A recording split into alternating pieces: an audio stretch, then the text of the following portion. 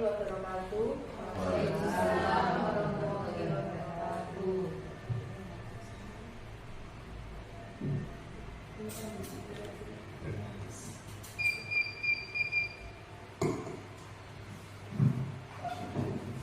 Assalamualaikum warahmatullahi wabarakatuh.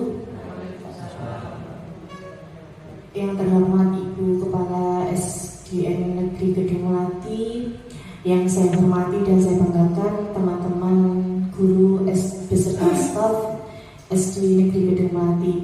Saya ucapkan terima kasih yang pertama dan saya mohon maaf sudah mengganggu waktu panjenengan sedoyo. Dalam rangka siang hari ini kita belajar bersama nih. Kita belajar bersama. Di sini saya sebagai teman nih, rekan belajar panjenengan sedoyo, yang kebetulan saya melaksanakan pendidikan guru penggerak angkatan 10 Kabupaten Jombang dan menerima materi budaya positif yang harus saya sampaikan kepada teman-teman semua. Sebelum acara saya mulai, mungkin ada sepatah kata dari Ibu Kepala Sekolah yang akan memberikan motivasi pada siang hari ini kepada kita semua. Kepada Ibu Wani Sutartati, dipersilakan.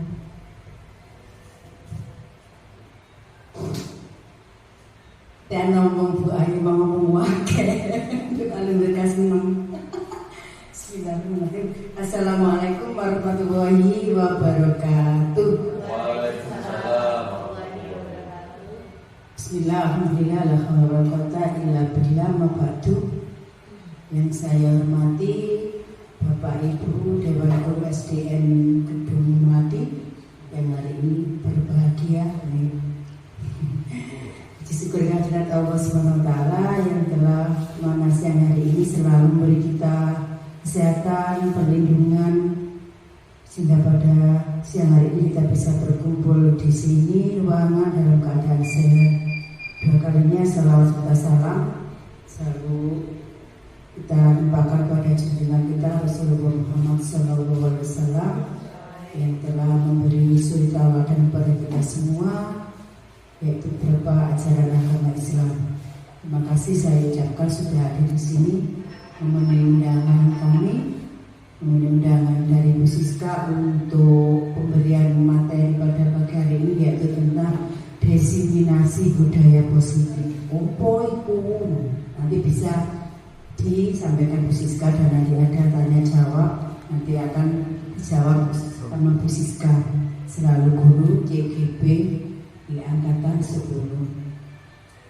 Bapak Ibu yang saya hormati, saya di sini hanya sebagai pemotivasi bagi Bu Siska dan sebagai apa itu namanya orang tua yang selalu mengendaki anaknya selalu berbuat lebih, selalu belajar dan selalu belajar terus melalui JGB ini, dan nantinya apa yang disampaikan Bu Siska oleh ilmunya yang sudah berapa hari ini, mungkin sudah 1 bulanan nanti bisa disampaikan kepada teman-teman semuanya, dan saya harap nanti teman-teman kita proaktif memberi dukungan, memberi apa itu segala sesuatunya kepada Bu Siska yang nanti kedepannya bisa nular kepada yang lain untuk mengikuti jejak Bu Siska menjadi guru penggerak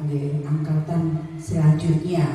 Amin. Semakin banyak guru penggerak di SD kita, semakin semarak, semakin semarak.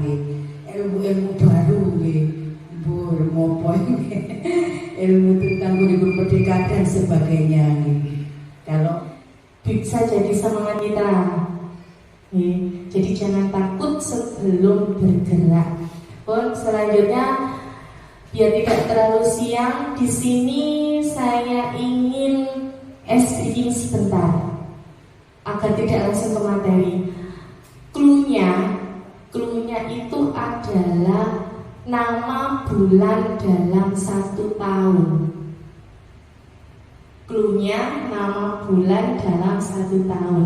Contoh misalnya nanti saya bilang seperti ini. Ketika saya menjadi seorang guru, saya ingin mengajar di Gedung Melati. Tapi di Gedung Melati itu mengajar di Gedung Melati M. Kata M itu selanjutnya, berarti bulannya M, Maret kan, berarti setelah Maret kan April. Berarti jenengan mencari kata-kata yang depannya A. Kalimatnya sembarang. Misalkan ketika liburan mau pergi ke Ancol, jadi dari Ancol A, berarti setelah April bulan apa? Mei M. Bisa ya? Insya Allah. Terima kasih. Dari saya dulunya adalah nama bulan dalam 1 tahun.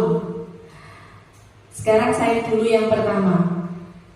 Setelah saya melaksanakan pendidikan guru penggerak, saya ingin menjelajah ke negara Amerika. Pak Min?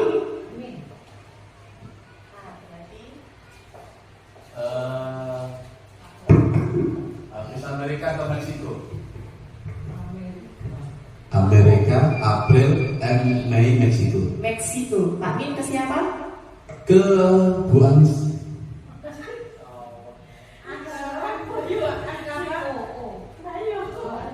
April, Mei, Juni. Itu Pak Min saja ke Jepang aja Pak Min. Ke Jepang. Selanjutnya Bu Lulus. Juli.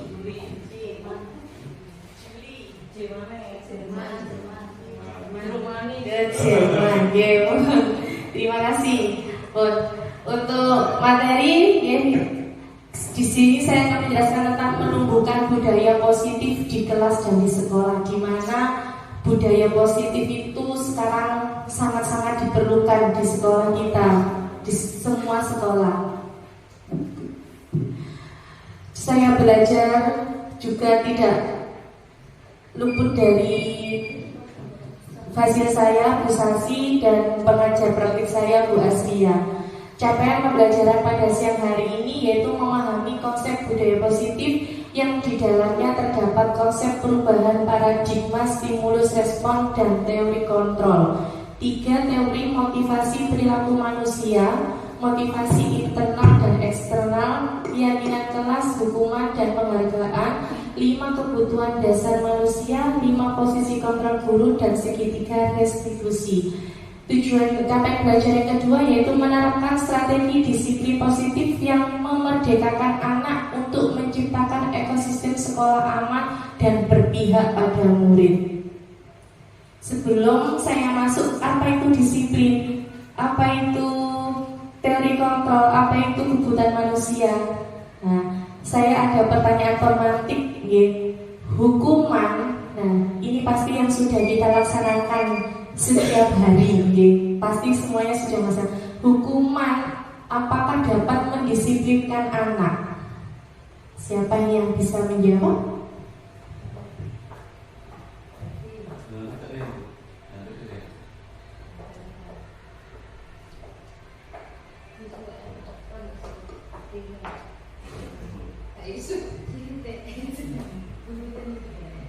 Terima kasih Bu Siska. Di sini saya akan berusaha menjawab pertanyaan. Yang pertama, hukuman dapat mendisiplinkan anak. Menurut saya, hukuman bukan cara yang tepat untuk mendisiplinkan anak. Karena hukuman dapat mendorong anak untuk melakukan kesalahan berulang-ulang, malah tambah parah. Maksudnya nggak tambah selesai dari situ malah Hukuman. Yang kedua, untuk mendapatkan imbalan atau penghargaan dari orang lain. Kalau instruksi, untuk menjadi orang yang mereka inginkan dan menghargai diri sendiri dengan nilai-nilai yang kita atau yang mereka percayai. Itu motivasi yang timbul di dalam diri kita. Hukuman. Nah, ini tadi kita sebut hukuman, konsekuensi, dan restitusi. Hukuman, bedanya itu, hukuman itu tidak terencana atau tiba-tiba. Murid tidak tidak tahu apa-apa yang akan terjadi. Bersifat satu arah karena hanya gurunya saja yang merasa benar itu hukuman. Yang kedua, berupa hukuman fisik ataupun psikis. Misalkan biasanya berdiri di depan kelas itu fisik. Terus sampai ku ya wis bolak-balik koyo ngene. Itu apa? Psikis ya. Itu hukuman ya. Hukuman itu berarti hanya kita saja yang berpihaknya kita. Berarti hukuman itu sama dengan kita egois, kita tidak memahami anak kita. Yang kedua, konsekuensi, yaitu terencana atau disepakati sesuai peraturan. Murid tetap dibuat tidak nyaman, sikap guru selalu memonitor murid. Misalkan mau pulang ada peraturan besok, jangan sampai datang terlambat. Itu kan sudah kesepakatan ya, atau peraturan yang sudah disepakati. Ternyata ada yang datang terlambat. Akhirnya gurunya jangan masuk dulu, kamu di luar. Nah, itu membuat murid kita nyaman apa tidak? Tidak. Seperti tadi Pak Min ke kelas saya, Bu Siska nek telu iki kok gak mlebu. Ya rapi keri Pak Min itu. Yang ketiga, sikap guru selalu memonitor murid. Balik-balik nang ngarep ndelok muridku mau lapo. Ya, itu sikap kita sebagai memonitor murid. Dan yang terakhir yaitu restitusi. Yaitu restitusi di mana proses menciptakan kondisi bagi murid untuk memperbaiki kesalahan. Dan proses kolaboratif yang mengajarkan murid untuk mencari solusinya sendiri.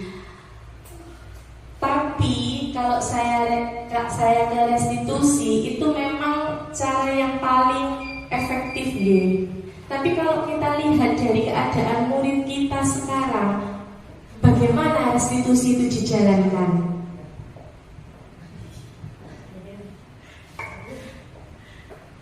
Terima kasih untuk waktunya. Kalau menurut saya pribadi, kalau kita melihat siswa kita seperti ini, kalau kita tidak mengarahkan atau kita tadi kan tidak boleh menghukum. Seumpama tadi terlambat disuruh berdiri tidak boleh. Itu mungkin untuk anak yang kesadarannya tinggi, dia akan menyadari. Tapi untuk anak-anak zaman sekarang, kalau kita tidak menegasi dan memberi contoh tentang kedisiplinan, dia akan menjadi-jadi dan merasa akan dibiarkan saja dan tidak akan ada perubahan untuk kedepannya. Terkadang saya sebagai guru juga bingung. Saya harus menerapkan yang bagaimana. Anak yang ramah lingkungan katanya kemarin digembar-gemborkan. Saya sempat membaca sekilas contoh anak sebagai guru menerapkan anak yang ramah lingkungan. Contohnya anak terlambat. Bukan anaknya, kalau zaman dulu, zaman sekarang kita sebagai siswa yang malu untuk datang karena terlambat. Malu. Tapi untuk sekarang gurunya yang seolah-olah mengistimewakan anaknya, karena kalau terlambat kan biasanya ada alasannya. Kita yang harus menanya dengan baik-baik, tidak boleh marah-marah. Itu zaman sekarang. Kalau zaman kita dulu, kita yang takut.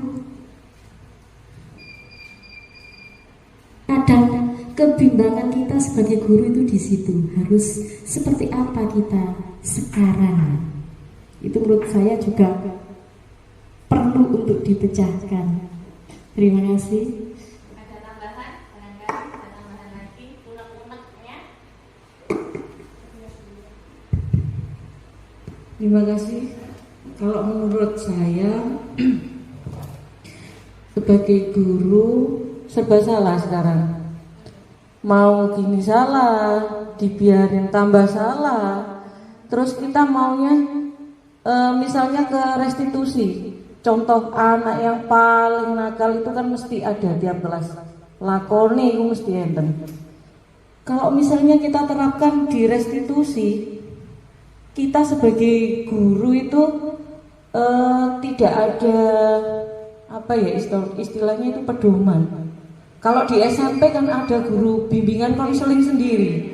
Kalau di SD kita sebagai guru setiap hari mengingatkan, terus mengingatkan, tapi anak yang nakal ya itu lagi, pelakunya itu lagi.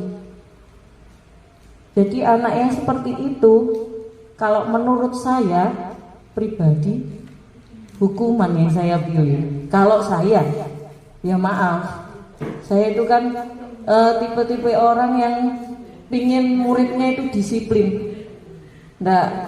Kalau ndak terarah seperti itu susah. Kita susah, nanti kalau ada salahnya juga orang tua komplain ke kita. Itu kalau saya. Terima kasih Bu. Baik Bu Ayu, terima kasih.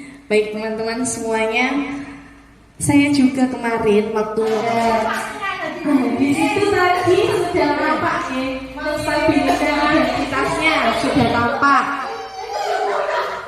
Validasi tindakan yang salah sudah tampak ya. Bu Ayu tadi mengingatkan bahwa kesalahannya Willy tidak dilihat. Yang terakhir itu menanyakan keyakinan kelas.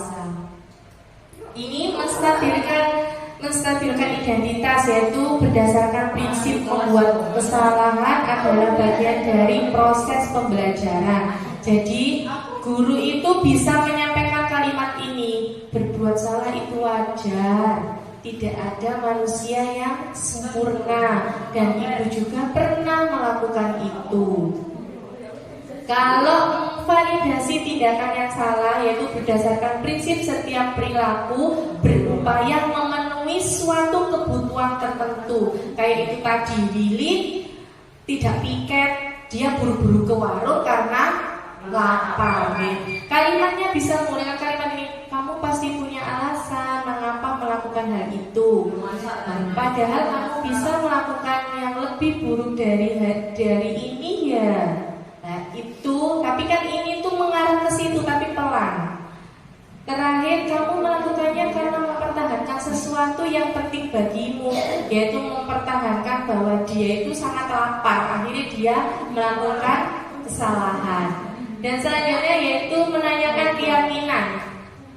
Berdasarkan prinsip dari kontrol bahwa pada dasarnya kita termotivasi secara intrinsik, yaitu dari dalam. Bisa dengan kalimat, ayo apa keyakinan kelas kita ingatkan kembali. Terus nilai-nilai apa yang telah disepakati. Nah ini juga mengingat kembali tentang kesepakatan kelas. Dan yang terakhir, seperti apa gambaran sebuah kelas yang ideal menurut kamu.